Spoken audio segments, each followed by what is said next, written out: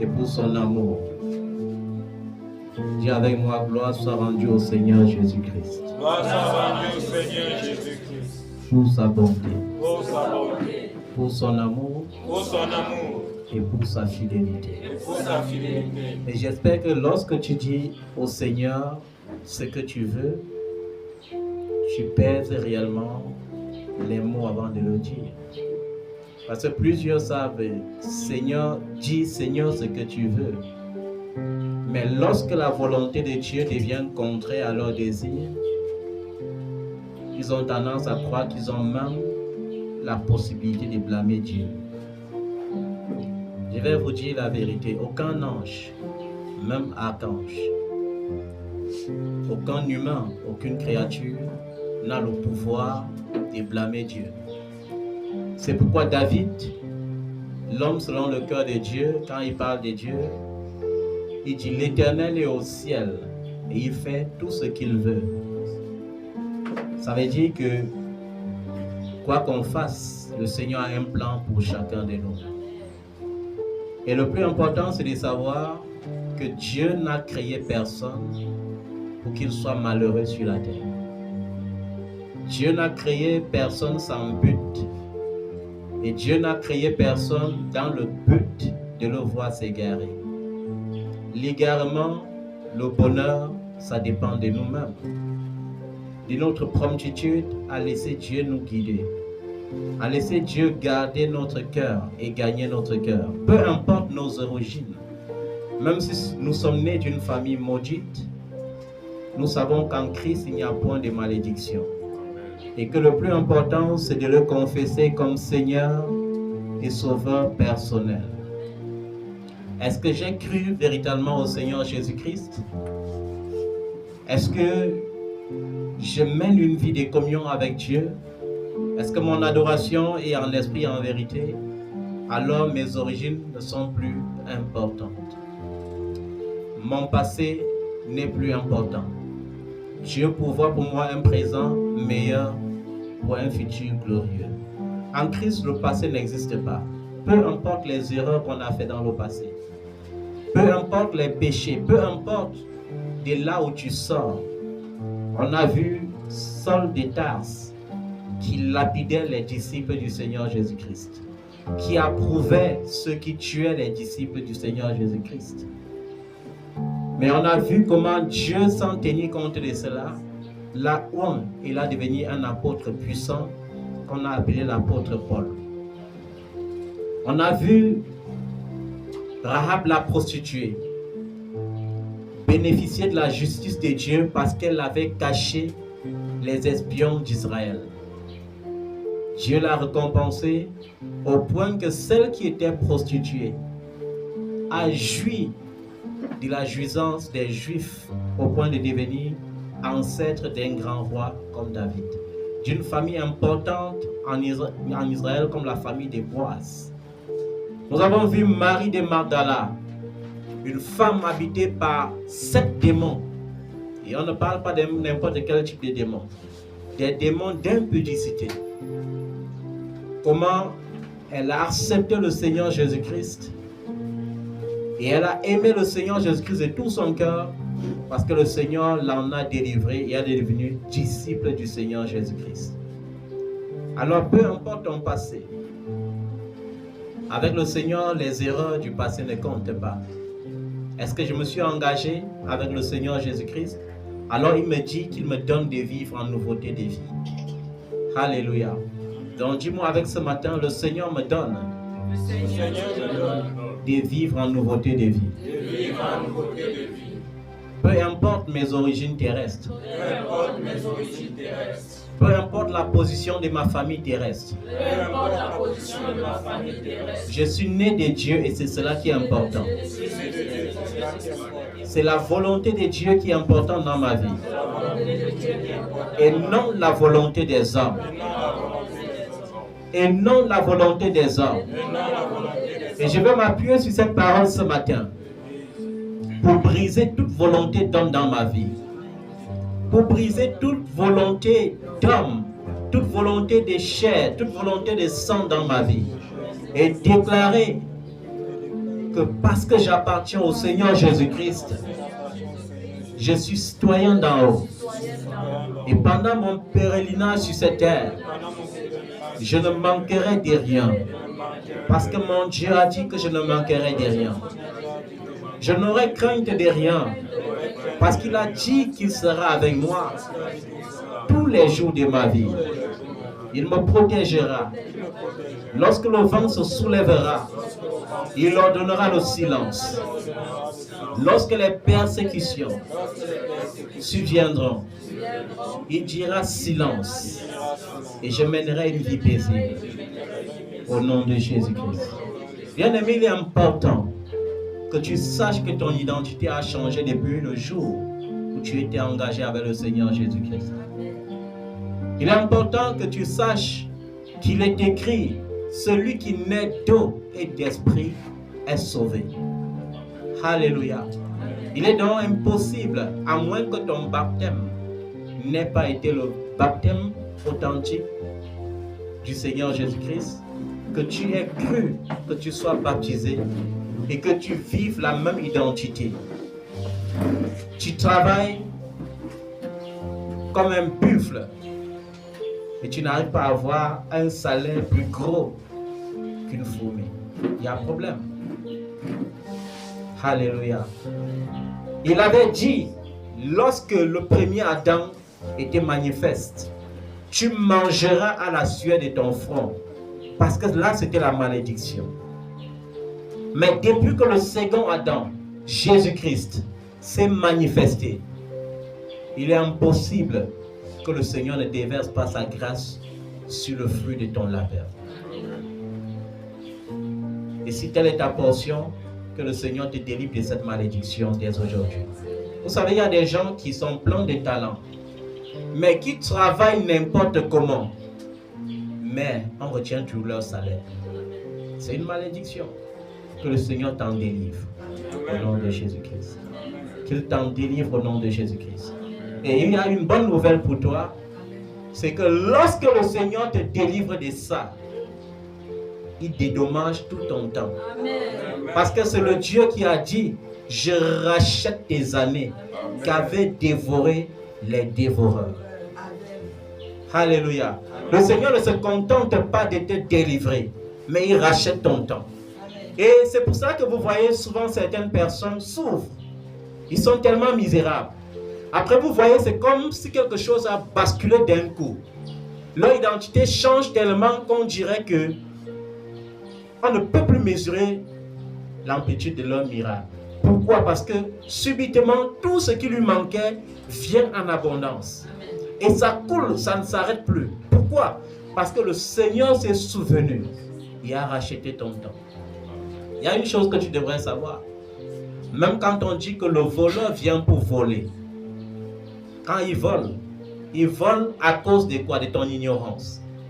Mais lorsque les temps d'ignorance passent, les anges se chargent de prendre tout ce qu'il avait volé et de les rapporter dans ta vie. C'est pourquoi j'ai toujours dit aux gens, ne regarde pas à ton âge. Ne regarde pas à ceux qui ont réussi avant toi. Ne regarde pas à ceux de ta génération qui ont tendance à jouir d'un privilège. Si juste ce privilège étant en Christ, alors tu peux te réjouir.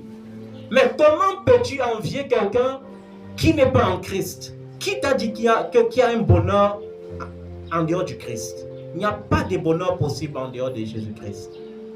On peut te donner tout l'argent du monde.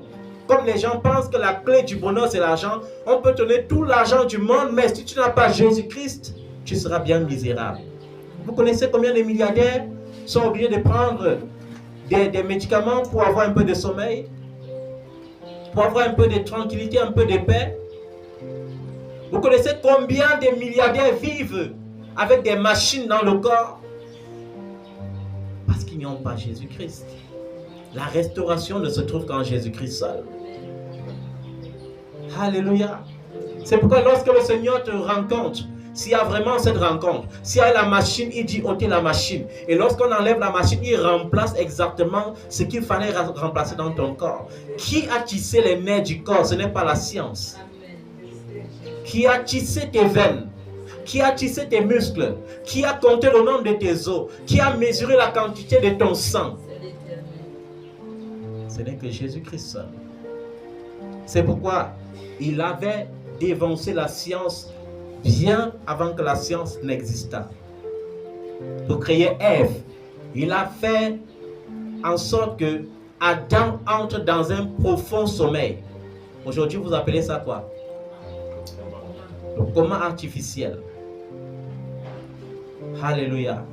Et ensuite, il a fait sortir de là. En quelques laps de temps. Et les gens vont me parler de chirurgie laser. Lorsque Simon-Pierre a tranché l'oreille du fils du sacrificateur, est-ce que Jésus a pris les bistouris pour venir souder ça? Il a pris l'oreille, il a collé. Parce qu'il est l'initiateur de la vie. Parce que même si ton corps est pourriture, il est capable de rendre cela neuf. Parce que si ton corps est en plein dépérissement, le Seigneur est capable de redonner la vigueur dans ton corps. Amen.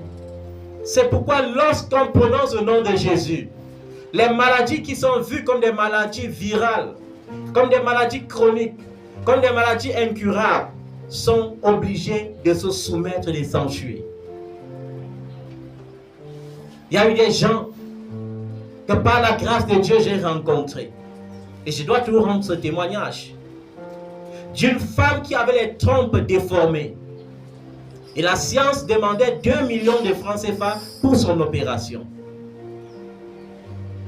Et je me rappelle, quand elle m'avait rencontré avec plein de larmes, plein de chagrin, désirant avoir un seul enfant dans sa vie. Et quand Dieu a vu son cœur était bon, parce qu'elle pouvait épouser un veuf, mais elle n'avait jamais méprisé les enfants de ce veuf. Au contraire, elle les avait accordé la chaleur d'une mère et d'une véritable mère. Au point que si on ne racontait pas son histoire, tu allais croire que ce sont ses enfants nés d'elle-même. Et le Seigneur a eu compassion. Et le Seigneur a dit, sais-tu ce qui s'était passé lorsque l'identité de Sarah allait changer? Elle a dit non. Et on a dit, il y avait 3 voyageurs qui passaient vers chez son mari. Et son mari a dit, prépare-leur à manger. Et je lui ai dit, le Seigneur ne veut pas. Vous savez, aujourd'hui les gens sont tellement fans des miracles achetés que lorsque tu veux les donner gratuitement comme le Seigneur a dit, ils croient que ce n'est plus le miracle que tu veux les donner. Dieu, pour opérer des miracles, a opéré par la parole. Aujourd'hui, les gens veulent absolument se fier du fait que oui, Jésus avait guéri tel aveugle en faisant la boue. Pour dire même que les prophètes doivent les vendre la boue. Et je loue l'Éternel de ce qu'il te délivre de cela. Amen. Il est important que tu comprennes que la seule semence que Dieu veut pour te bénir, c'est la disponibilité de ton cœur. C'est ta loyauté, c'est ta sincérité. Est-ce que tu es sincère envers le Seigneur? Est-ce que tu aimes véritablement le Seigneur ton Dieu? Est-ce que tu l'aimes de tout ton cœur? Est-ce que tu es capable d'aimer le Seigneur jusqu'à ce que lorsque le péché frappe à ta porte, peu importe, même si ça te brûlait, tu fasses comme Joseph à la dernière minute face à la femme de Potiphar. Tu fuis. Parce que c'est son amour pour le Dieu de son père qui l'avait poussé à fuir. Il n'était pas en présence d'une laide femme. Est-ce que tu es capable, par défi, par amour pour Dieu, comme cette femme pour qui il peut rendre témoignage? Son employeur la harcelait et disait, et on la harcelait avec ce qu'elle avait déjà. C'est-à-dire que le ministre a déjà nommé la femme d'autrui directeur d'une entreprise, directrice d'une entreprise. Mais le PCA, comme sa part d'émission consiste à coucher avec toutes les femmes avant de les positionner, il a dit, toi-même comme tu es mariée, chrétienne là, je vais coucher avec toi, sans ça tu ne jureras jamais de ça.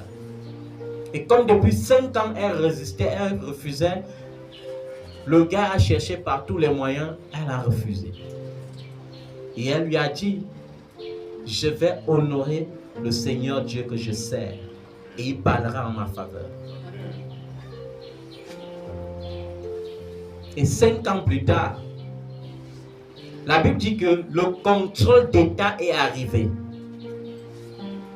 Et quand le contrôle d'État arrive, on surprend le PCA. On lui dit, le ministre m'a envoyé pour vérifier si madame telle est réellement dans ses fonctions depuis 5 ans. Il dit, mais comment ça? Vous savez qu'elle est bien installée depuis 5 ans. Et le contrôle dit, non, j'insiste. Je dois voir parce que le ministre a insisté que je dois vérifier ça. Le bon monsieur a commencé à dire, non, on peut s'entendre, je peux vous donner même 100 millions. Il a dit que même 1 milliard, je ne prends pas. Vous allez appeler la dame là. Elle va venir ici me confirmer qu'elle a occupé ses fonctions depuis 5 ans et elle jouit de tous les privilèges liés à son poste. Amen. Et quand elle est venue, on se rend compte qu'on l'avait maintenue dans son salaire maigre de 200 000 depuis 5 ans. Alors qu'elle était dans un poste de 1 500 000, plus voiture, plus chauffeur. Et le monsieur était perdu, il ne savait plus quoi faire. Il fallait dédommager. On l'a installé. Et on a dit que le monsieur allait compter tous ses avantages et salaires depuis 5 ans et donner ou la prison. Or, aujourd'hui, combien de chrétiens et chrétiennes savent garder leur loyauté face à la pression de la vie? Elles vont dire, non, je vais faire quand même, après je vais demander pardon. Je serai quand même directrice. Directrice des mamans n'est pas directrice du Seigneur Jésus-Christ. C'est ça la différence. Ton corps est le temple de Dieu. Quand je rentre dans ce genre de témoignages, c'est pour que tu comprennes que Dieu honore véritablement ceux qui l'honorent. Peu importe le nombre de temps que l'ennemi peut dire, j'ai volé sa destinée, je m'assois sur sa destinée. Sois-en sûr, tu ne mourras pas sans vivre ta destinée. Amen. Il a beau retarder, il a beau freiner, mais tu vas vivre ta destinée. Vous croyez que votre Père, moi-même qui suis là, pourquoi je m'accroche au Seigneur Jésus-Christ? Pour ceux qui me connaissent, pour ceux qui ont vu la misère par laquelle je suis passé. Parce que lorsque tu acceptes de servir le Seigneur avec libéralité, tu es obligé de souffrir. Quand un membre du gouvernement vient, tu pries pour lui. Après il dit ça coûte combien? Tu dis ça coûte ta foi. Parce qu'il est habitué avec ces hommes de Dieu qui lui disent non, ça coûte que tu vas m'offrir d'abord une voiture. Après, il faut que tu me donnes un chèque de 50 millions. Mais tu lui dis ça coûte ta foi. Lui-même conclut, c'est un misérable. Je me rappelle une fois, quand j'avais dit ça à un grand homme de cette république, il m'avait regardé, il était dépassé.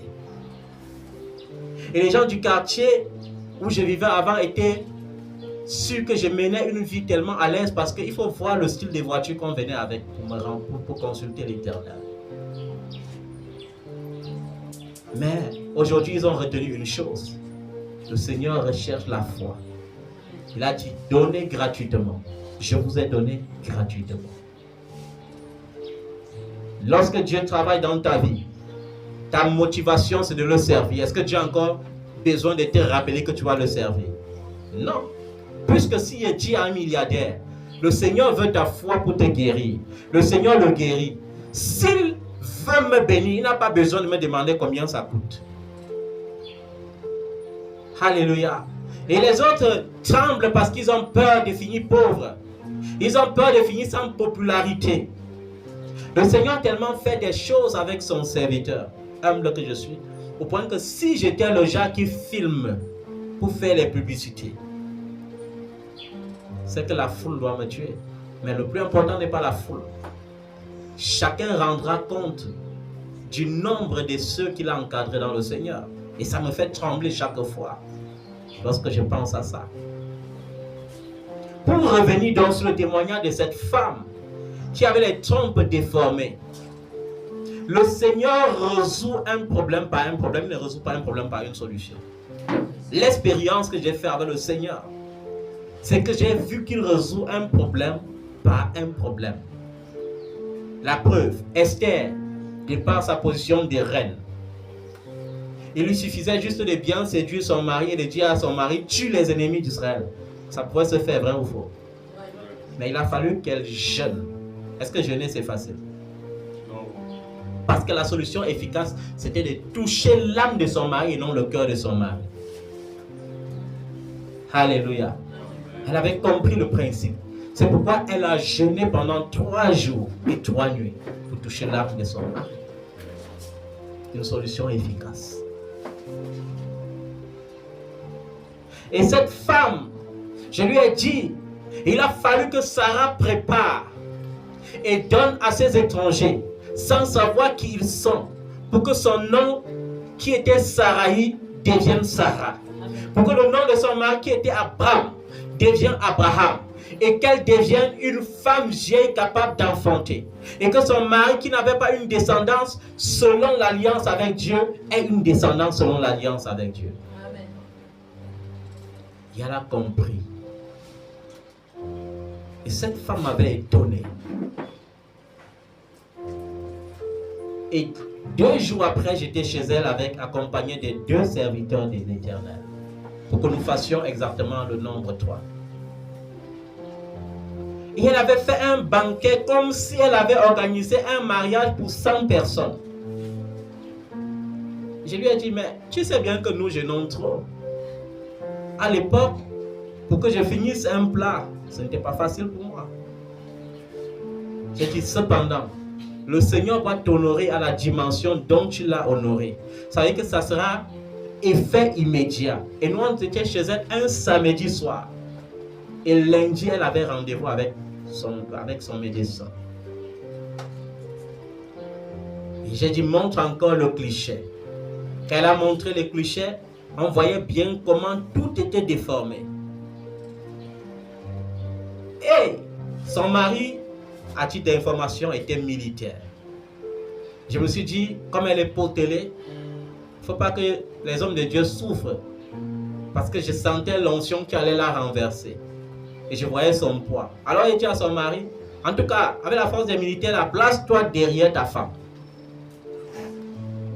Mais au moment où nous étions en train de prier pour déclarer sur les trompes de la femme, j'entends le Seigneur qui me dit, ordonne au sang de son mari d'être purifié. Il y a ma grande surprise, lorsqu'elle lève la main, je vais imposer à la femme, c'est le mari qui allait soutenir la femme qui tombe. Je dis, hey, qu'est-ce qui ne va pas? Et je m'en vais, je prie, je commande à ton sang d'être purifié.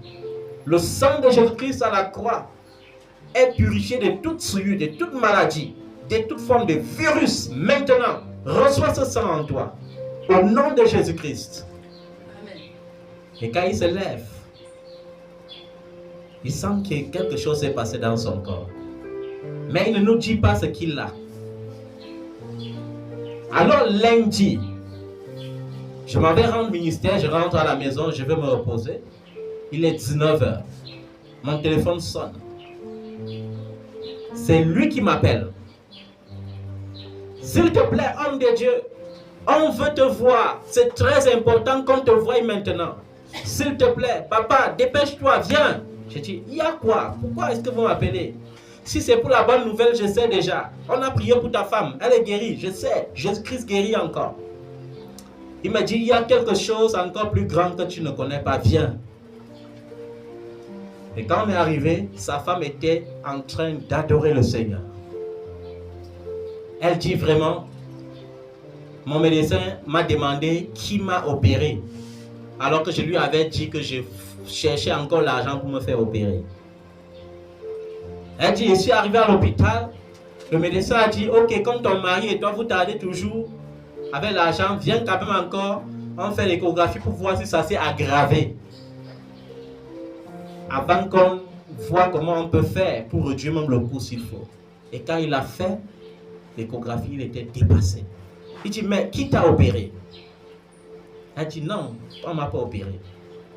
Il y a 3 hommes de Dieu qui sont venus chez moi. Et ils m'ont dit que j'étais guéri. Et j'ai cru en cela.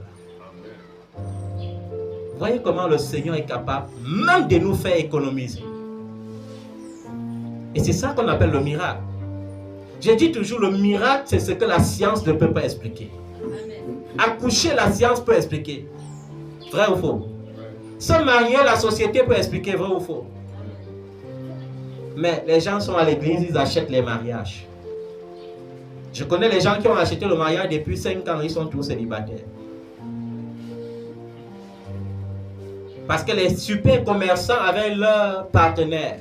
Dès qu'ils invitent, on vient. Le super daddy est arrivé avec l'onction surnaturelle plus. Les 15 premières personnes à s'aimer 1000 € ici, là, auront leur mariage la semaine prochaine. Et les gens se lèvent. Et on fait le marketing du bus. On commence à s'aimer par 500 €, on finit jusqu'à 50 €. Mais on se moque de qui même? Et ils sont là, des aveugles, une foule aveugle qui applaudit. Un homme de Dieu finit de prêcher la parole de Dieu. Il te demande de venir s'aimer pour ça, qu'il a payé ça à Dieu à combien? Il a payé la révélation là à Dieu à combien? Pour que tu viennes s'aimer. Et lorsque tu s'aimes, tu te maudis et tu l'enrichis. Et demain, il va t'insulter avec. Est-ce que je suis en train de prêcher ici qu'on ne s'aime pas pour l'œuvre de Dieu? Je suis en train de prêcher qu'il faut que tu comprennes que la semence avec Dieu, c'est ce que Dieu met en toi. C'est ce qu'il révèle dans ton cœur. Ce n'est pas quelque chose que l'homme de Dieu te taxe. Tous les hommes de Dieu qui taxent sont des commerçants et brigands. Je n'ai pas honte de le dire, je ne cesserai jamais de le dire. S'ils veulent qu'ils bougent leurs oreilles, s'ils veulent qu'ils prêchent même à leurs chrétiens que c'est pas parce que nous sommes malheureux qu'on prêche ainsi. Mais je ne cesserai de le dire. Tout homme de Dieu qui monte sur la chair et qui dit Dieu m'a dit que tu sèmes 100 millions sans ceci, ce sont des bandits et des brigands. Et la prison de l'Éternel les attend. Peu importe la foule qu'ils vont avoir sur la terre, au ciel, aucun ange les acclamera. Parce qu'on ne connaît pas les brigands au ciel. Ils embrigadent le peuple de Dieu comme ça. Le peuple de Dieu a la même maladie tous les jours et ils s'aiment tous les jours. Ils s'aiment tous les jours. Vous croyez que c'est normal qu'une femme qui a 40 ans, qui espère vraiment se marier, qui est fatiguée de la solitude, vienne à l'église, tu dis oui, papa est venu à l'ancien. Elle se lève avec ses mères, avec son dernier 300 €. Elle vient s'aimer et après elle se retrouve dans la solitude toujours. Et après nous, les autres hommes de Dieu, nous sommes obligés de les recycler pour qu'elles aient au moins la paix de Dieu dans leur cœur. Et cet homme me dit le jour-là, homme de Dieu, vous avez prié pour moi, pour ma femme, parce qu'il était convaincu qu'on a prié pour sa femme, même s'il est tombé. Mais, quand ma femme partait à l'hôpital, j'ai dit que c'est mieux que je passe au CERAC. Voir mon médecin. J'ai dit, quand j'entends CERAC, je sais que c'est le VIH-Sida. J'ai dit, mais vois ton médecin par rapport à quoi? Il dit que le genre de témoignage ici, si Dieu est ma bouche, tu ne me croiras pas. Il part, il ramasse seulement sa fiche et contrôle des suivis des taux de sang. Il vient avec. Sa femme met la main sur la tête que papa, pardon. Donc ça veut dire que mon mari, il est avec moi comme ça, il a le VIH. Il ne m'a jamais dit. Donc ça veut dire que même comme je suis guéri là maintenant, c'est le VIH, elle commence à pleurer.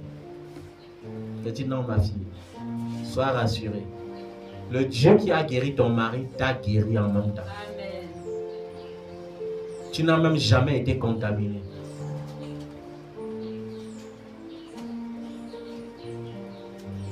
Et ce sont des témoignages. Quand un homme de Dieu réussit à guérir le mal de tête, il faut qu'il prenne les caméras et filme. Il va mettre ça sur YouTube. Il va dire, je suis spécialiste. C'est moi le grand tom-tom, le grand bishop, le grand général, le grand surintendant, le grand commandant des légions. Il n'y a que moi sur la terre. Qui a dit ça? Tu es un instrument que Dieu a utilisé. Alléluia. Et il y a certains qui prêchent que Jésus guérit et ils ne croient même pas en ça. C'est pourquoi dans leurs églises, ils font jeûner les gens tous les jours, tous les mois, parce qu'ils espèrent que quand les gens vont jeûner, le hasard va se produire et on va témoigner. Une église où on jeûne tout le temps, c'est pas parce qu'on cherche trop Dieu. Hein. C'est parce que l'homme de Dieu n'est plus convaincu de son onction. chaque début du mois, il faut jeûner 7 jours. Il faut jeûner 7 jours. Parce qu'il est convaincu que les gens vivent dans le péché. Lui-même, il vit dans son péché secret que les gens ne connaissent pas. Maintenant, il espère que le jeûne doit faire quand même que quelque chose se produise. Et certains ont même transformé le jeûne. Le jeûne est devenu un commerce. C'est pourquoi tous les jours, il faut qu'ils programment un jeûne. Jeûne des 10 jours. Au terme du jeûne, l'offrande du jeûne va commencer par 10 euros. Jusqu'à 10 000 euros. C'est un business. Dieu n'est pas dedans. Il est temps que tu comprennes que Dieu résout ton problème par un problème. Le miracle, c'est quoi? Le miracle, c'est que, comme j'ai connu Jésus, Jésus a renversé l'homme fort qui retenait mes biens captifs. Et l'homme fort a libéré mes biens. C'est ça qu'on appelle le miracle. Ou bien peut-être les gens ne comprennent pas bien ce que j'ai dit. J'ai dit le miracle, c'est quoi? C'est que tu es né dans une famille. Alléluia. Amen. L'ennemi de ta famille a vu ton étoile qui brille. Il a pris ton étoile, il s'est assis sur ça. Et comme tu étais ignorant, tu combattais aussi avec la tradition. Tu partais, on te lave, tu viens. Il libère un petit truc pour te retenir dans les lavages. Mais un jour, tu connais le Seigneur Jésus-Christ. Tu te lèves véritablement et tu vas en guerre. Le Seigneur le renverse et ton étoile est libérée. C'est ça le miracle. Est-ce que vous comprenez comment les miracles se produisent? Il n'y a aucun talent sur la terre qui vient de la terre. Tous les talents sont travaillés au ciel. Tous les talents. Même un homme de Dieu trop loin, tout vient du ciel. Et aujourd'hui, je remarque avec amertume que plusieurs hommes de Dieu sont en train de devenir plutôt les influenceurs. Je vais vous expliquer. Il y a les hommes de Dieu en qui j'ai tellement confiance. J'aime les écouter. Parce qu'il me dit qu'il y a de l'impact dans ce qu'ils disent. Mamadou Karimbiri, qui par la grâce de Dieu n'est pas encore dans le lot de ceux que je cite.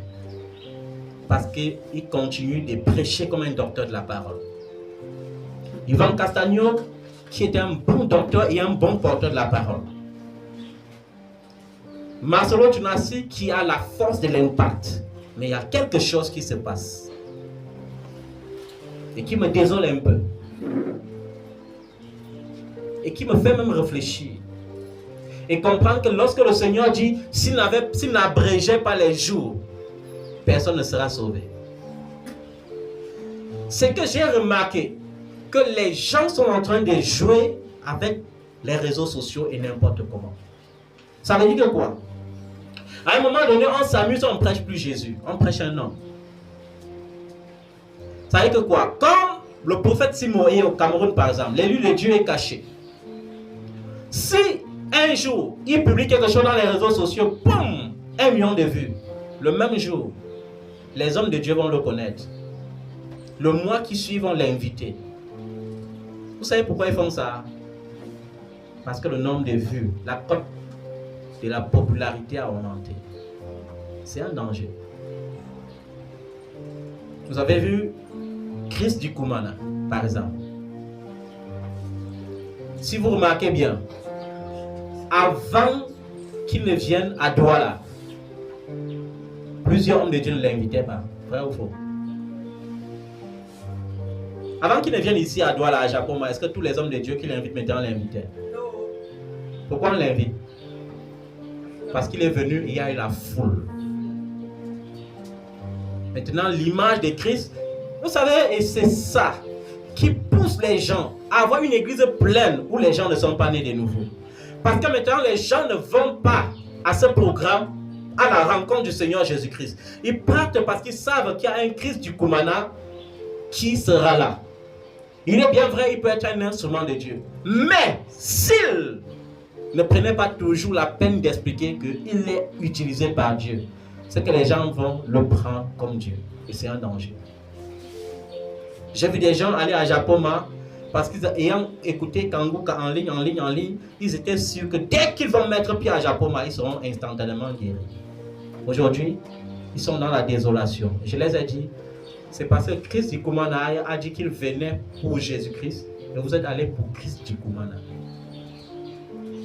Comme ceux qui payent les billets d'avion pour aller en Israël. Va, entre dans la tombe où on avait mis Jésus. Dors même là-bas 1 mois. Si tu n'es pas allé à la rencontre de Jésus, tu vas rentrer. Ta vie ne doit pas changer. Ça va caler comme ça. Le miracle ne se produit que lorsqu'on va à la rencontre de Jésus et de Jésus de la croix. Tant que tu ne le rencontres pas, va, puise l'eau de la mer Rouge que Moïse avait fendue. Viens, verse dans la maison là où il y a les sorciers. Si tu ne le fais pas avec le nom de Jésus par la foi, les sorciers vont encore te fouetter plus. Dieu ne résout pas un problème par une solution. Il résout un problème par un problème. C'est pourquoi beaucoup d'enfants de Dieu, quand ils sont dans la misère, ils cherchent beaucoup Dieu, ils s'attachent à Dieu, ils disent que Jésus c'est mon tout. Quand Dieu ouvre les portes, boum, non. Ils trient même les hommes de Dieu avec qui ils marchent, ils trient les gens, les chrétiens avec qui ils être. Parce que pour eux, ils sont tellement focalisés sur ce qui doit passer. Que sert-il à un homme de gagner le monde entier s'il perd son âme? Ils sont tellement focalisés sur les richesses de ce monde. Un monde qui doit être jugé, qui est même déjà jugé. Un monde qui doit passer. Mais aujourd'hui, même les chrétiens tombent dans ce piège. Lorsque j'étais chrétien qui cherchait le miracle, je marchais avec tout le monde.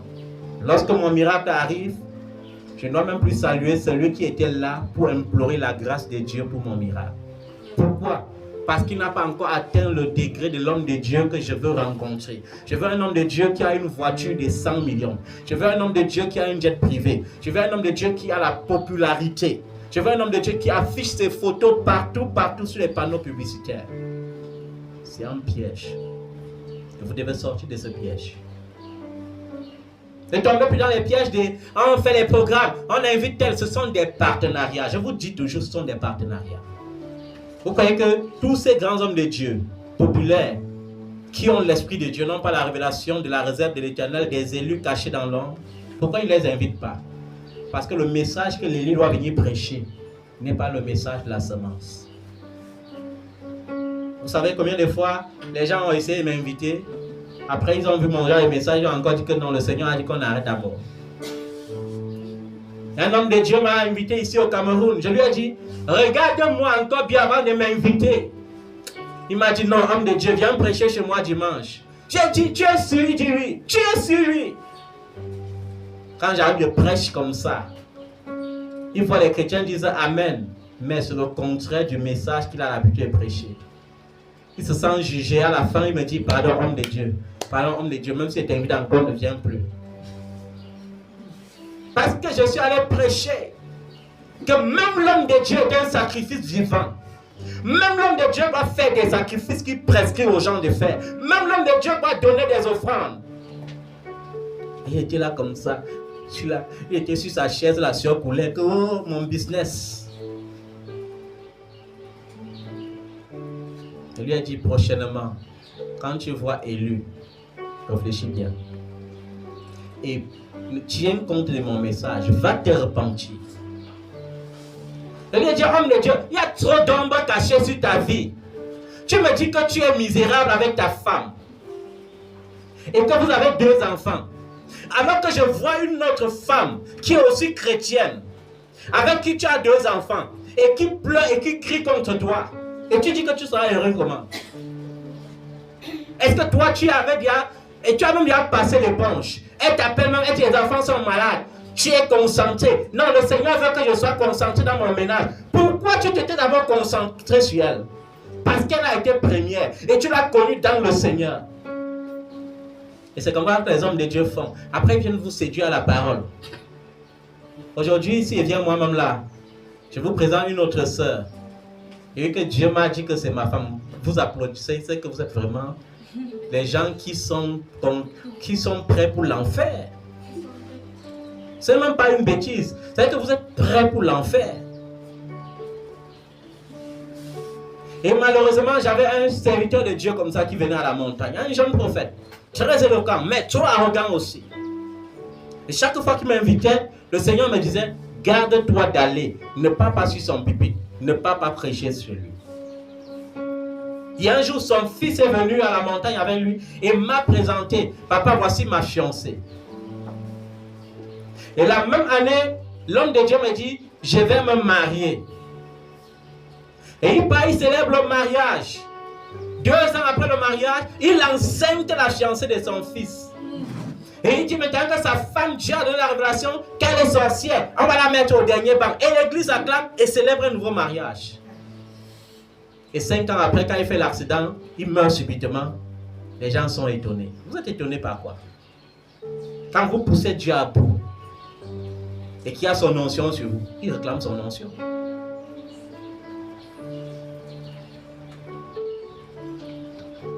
Il y a des gens qui cherchent toujours à comprendre Dieu. Si tu comprends Dieu, c'est qu'il n'est plus Dieu. En Exode 4, on se rend compte que quand Dieu voit Moïse, qu'est-ce qu'il dit à Moïse au verset 2? Qu'est-ce que tu as en main? Qu'est-ce que tu as en main? Avant la multiplication des pains, qu'est-ce que Jésus dit aux apôtres? Qu'est-ce que vous avez? Qu'est-ce que tu as? Tu n'as rien, il faut au moins posséder la foi. Alléluia.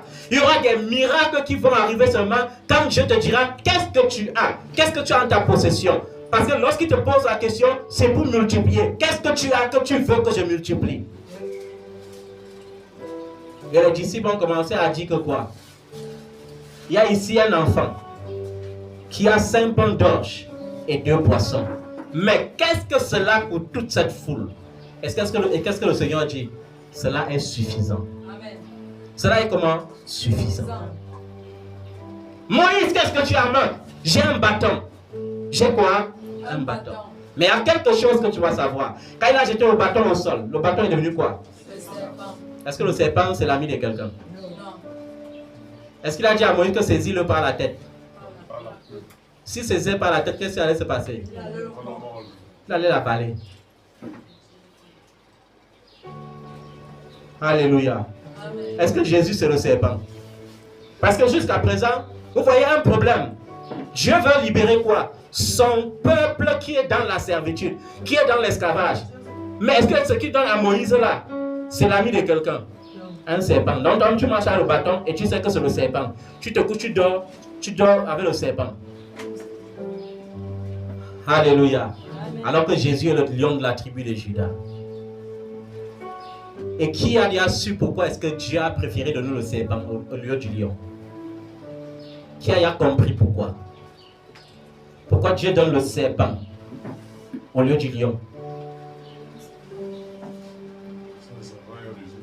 Parce que non, parce que le serpent était l'homme fort de l'Égypte. Le dieu Ra vénéré de l'Égypte, c'était le serpent. Pour ça, vous voyez le serpent souvent croisé comme ça. Dans leur hiéroglyphe, il y a le serpent croisé comme ça. Alors, il n'y a qu'un serpent fort pour dompter un serpent faible. Vous comprenez maintenant comment ça fonctionne dans le spirituel. Donc Moïse, avant même d'aller en Égypte, avait déjà gagné le Dieu des Égyptiens. Et les Égyptiens, ne sachant pas cela, ont été bêtes pour porter encore même le reste maintenant des dieux est venu pour que le serpent de Moïse avale. Et quand on avale ton totem, tu as encore quelle autorité? Tu deviens l'esclave de celui qui t'a soumis, vrai ou faux? C'est pourquoi Dieu pouvait dire que Moïse était un dieu devant Pharaon. Il était quoi? Un dieu devant Pharaon. C'est pourquoi Dieu pouvait dire, par le Dieu Moïse, j'opère. Par le Dieu Moïse, je fais comment? J'opère. Voilà comment ça fonctionne dans le règne spirituel.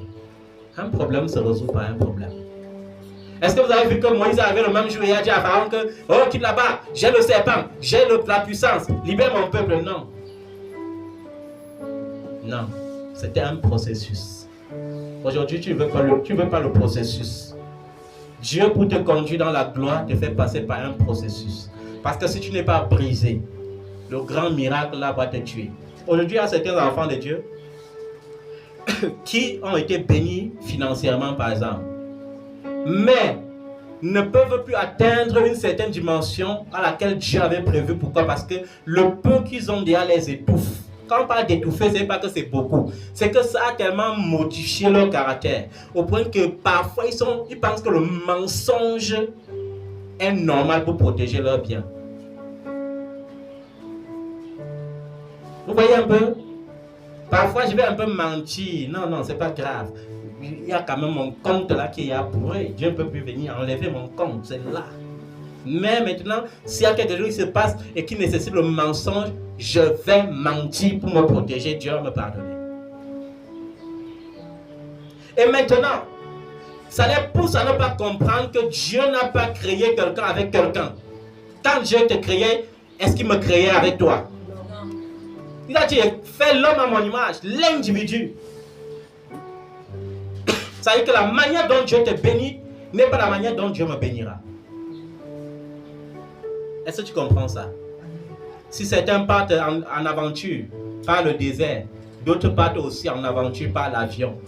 C'est vrai qu'il est clandestin, mais il utilise quand même l'avion. Et d'autres partent normalement.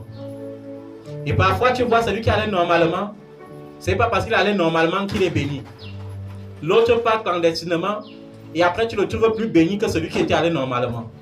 Parce que Dieu bénit chacun en fonction de la grâce qu'il accorde à la personne. Amen. Quand nous étions à l'école, chacun avait ses rêves. Je veux être général, je veux être président, je veux. Aujourd'hui, il y a certains qui sont pousseurs, d'autres sont célibataires endurcis, d'autres veulent vivre dans un monde qu'ils ont créé dans une campagne fabriquée en briques, en ville seule. Il est en ville, mais il s'est fabriqué une campagne dans la tête.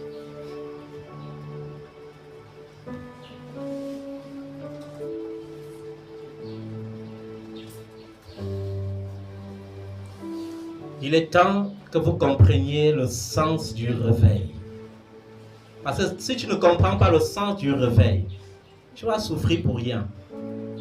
Oh, Dieu ne veut pas que ses enfants souffrent. Alléluia. Et j'ai dit souffrir sur la terre avant d'avoir la vie éternelle, c'est un choix. Parce que tu peux décider même de souffrir seulement, sachant que tu es sauvé. Dieu ne te blâmera pas pour ça. Est-ce que Dieu a blâmé Lazare pour le fait qu'il a désiré d'être mendiant? Est-ce qu'il était mendiant parce que Dieu voulait qu'il soit mendiant? Dieu a dit à chacun de demander son pain quotidien. Mais il a dû choisir d'être mendiant parce que même les chiens viennent encore lécher même ses blessures. Quand il est mort, les anges sont venus le chercher, non? Il était au bonhomme étant au ciel, mais est-ce qu'au ciel là on se marie encore? Au ciel on voyage. Au ciel on a les comptes bancaires. Au ciel, on peut se réjouir avec la femme de sa jeunesse ou l'homme de sa jeunesse. Non, dites-moi un peu. On peut se réjouir là-bas. Avec ça. Dieu a prévu la terre pour ça. Maintenant, si sur la terre tu décides de perdre le temps, c'est ton temps que tu perds. Maintenant, les gens disent le temps ne passe jamais. Qui t'a dit que le temps ne passe jamais? Le temps de Dieu, qui t'a dit que l'autre temps, c'est le temps de Satan? Non, le temps de Dieu, tout le temps c'est le temps de Dieu. Dieu veut ton cœur, ton cœur, ton cœur. C'est ton cœur qui va s'apprêter à chaque saison. Alléluia. Amen. Dans 2 Rois 4, du verset 1 au verset 7, c'est l'histoire de la femme d'un fils prophète qui était veuve endettée. Son mari, étant même prophète, a vécu seulement dans les dettes, jusqu'à mourir dans les dettes. C'était il y a la honte, non? Mais c'est quand le prophète arrive, le prophète lui dit encore ce qui va donner la joie. On trouve que tu as l'habitude de prêter, tu as même déjà honte de prêter, mais on te dit, va prêter les récipients partout. Va encore chez tes voisins, tu demandes. Alors que tes voisins t'ont même déjà surnommé la femme qui demande toujours tout là. Ça veut dire que ça nécessitait la foi même pour obéir. Et tu n'avais pas le choix. Tu obéis, ça crée l'abondance. C'est pourquoi la Bible dit qu'elle a obéi. Elle a demandé les fûts jusqu'à remplir son salon avec. Et le prophète a dit, et Je vais vous dire une chose. Qu'est-ce que tu as à la maison? Qu'est-ce que tu as? J'ai une fiole d'huile. Va maintenant, ferme la porte. Ouvre la fiole d'huile là. Mets. Quand le fût remplit, tu mets. Et la fiole est devenue le robinet. Et quand ça remplit le dernier fût, le prophète lui dit que tu as tout rempli, il n'y a plus. Elle dit oui, il n'y a plus. Le robinet se ferme. Mais elle est déjà riche. Va maintenant et vends. Et paye toutes tes dettes ensuite. Prends soin de tes enfants. Avec le reste. Aujourd'hui, nous avons déjà des miracles que le prophète va arriver. Dit que, comment faire à la télé? Mettez les biens de 10 000 ici, il va multiplier. Il va appeler l'ange de la multiplication. Reçois le crédit de 50 000 dans ton téléphone. Maintenant, ton téléphone va sonner. Tu vas recevoir un dépôt de 200 millions. Qui vous a dit que c'est à l'Éternel qu'appartient l'argent? Mais qui vous a dit que Dieu donne 200 millions à quelqu'un qui n'est pas capable de gérer 100 000? 100 000 te fait d'abord insulter tout le monde au quartier. Quand tu as 100 millions, c'est pour que tu meurs. Vous savez qu'il y a des gens comme ça, non? Quand il a 100 000, il croit que non. Il est même déjà l'ami de Papa Pombia.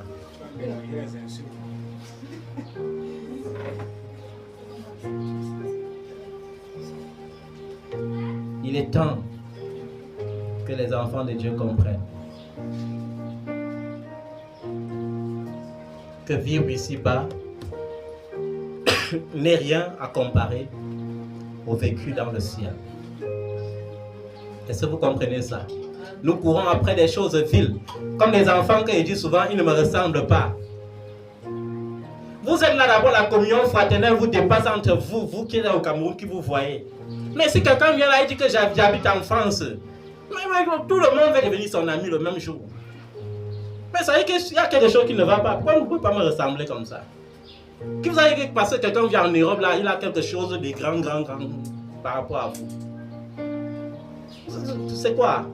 Pendant qu'on vous dit même qu'on va écrire un livre intitulé Les colonisateurs qui colonisent, pour vous réveiller, vous avez tous les mêmes impacts. Donc, le noir qui allait là-bas est devenu le blanc, votre blanc, quand il arrive au Cameroun. Il y a des gens ici qui disent tu as le numéro de ta soeur tel nom. Mais si quelqu'un vient maintenant là, qui vient de l'Europe, le même jour, tu veux qu'il ait ton numéro. Pourquoi? Parce que tu n'as rien compris du royaume des cieux. C'est tout. Ah, tu fais la course au matériel, Et qui vous a dit d'abord quelqu'un qui vient de la France là, celui qui gère tout l'argent de Macron là-bas? Ou quelqu'un qui peut venir de l'Europe là et être capable de résoudre tous nos problèmes financiers comme ça, avec toutes les factures qu'on paye en Europe. Vous n'imaginez même pas la vie qu'on vit là-bas. On se soigne bien. Hein? On se soigne bien là-bas. Hein? Mais la vie là-bas, ce n'est pas permis à ceux qui sont paresseux. Tu es paresseux là-bas, tu vas souffrir.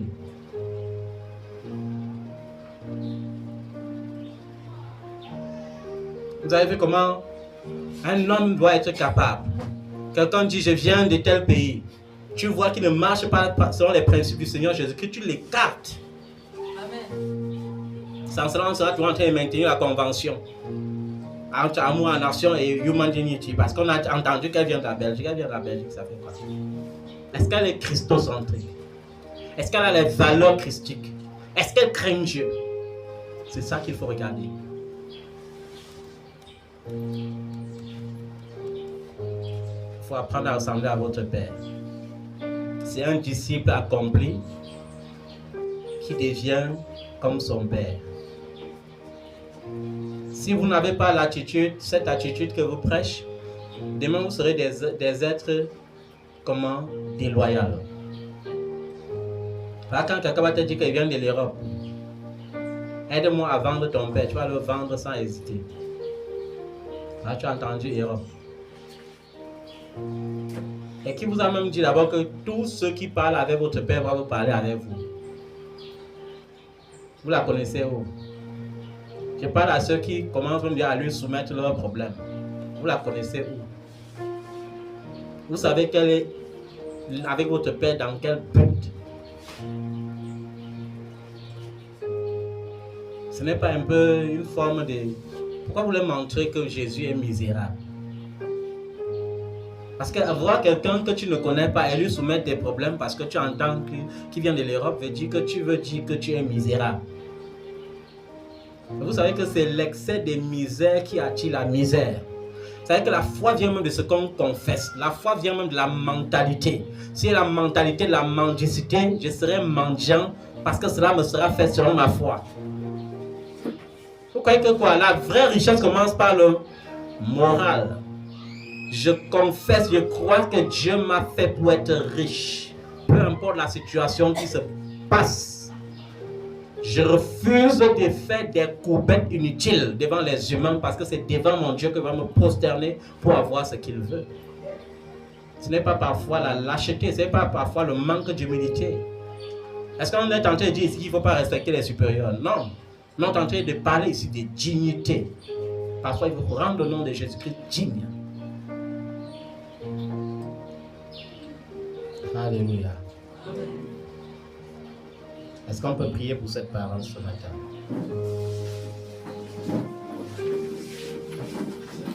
Me voici, fais de moi ce que tu veux. Fais de moi, fais de moi. Me voici, fais de moi ce que tu veux. Papa, fais de nous, fais de nous, fais de nous, fais de nous. Nous voici,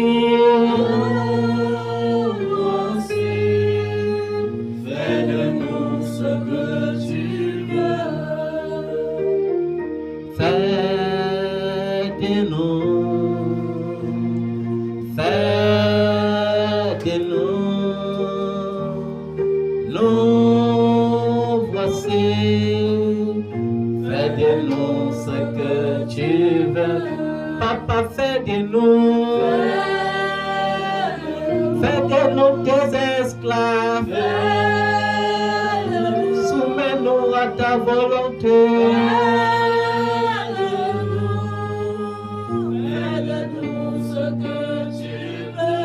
Oui, Père, soumets-nous à ta volonté et apprends-nous à faire ce qui te plaît. Non pas ce qui nous plaît, mais ce qui te plaît. Père, nous voulons ce matin que tu révèles le problème qui va solutionner nos problèmes au nom de Jésus. Nous voulons ce matin confesser que nous sommes nés de Dieu et nous ne dépendons plus de la volonté des hommes.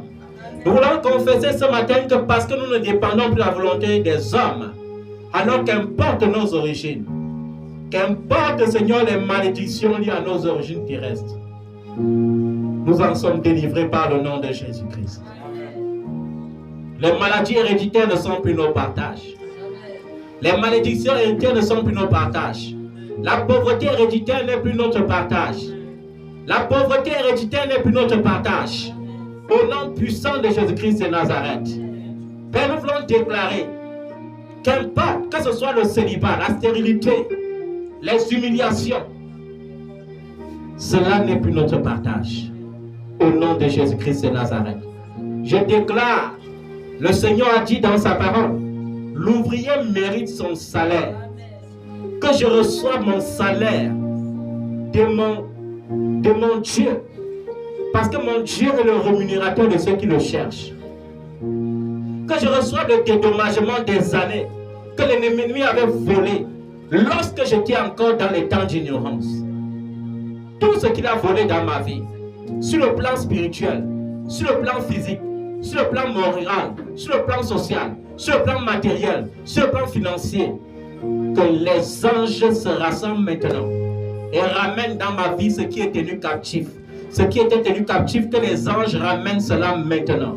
Au nom puissant de Jésus-Christ de Nazareth. Je déclare, Seigneur Jésus-Christ de Nazareth, cette année ne passera pas sans que je n'ai reçu ce que tu m'as promis. Je vais connaître ce repos. Je vais connaître cette tranquillité. Je vais connaître ce miracle extraordinaire, ce miracle qui va venir repositionner ma vie, repositionner, oh Dieu, ma vie sociale, ma vie financière, ma vie spirituelle même, au nom de Jésus-Christ de Nazareth. Je vais entreprendre et je vais réussir. Par le nom de Jésus-Christ de Nazareth. Seigneur, merci pour tout ce que tu as fait.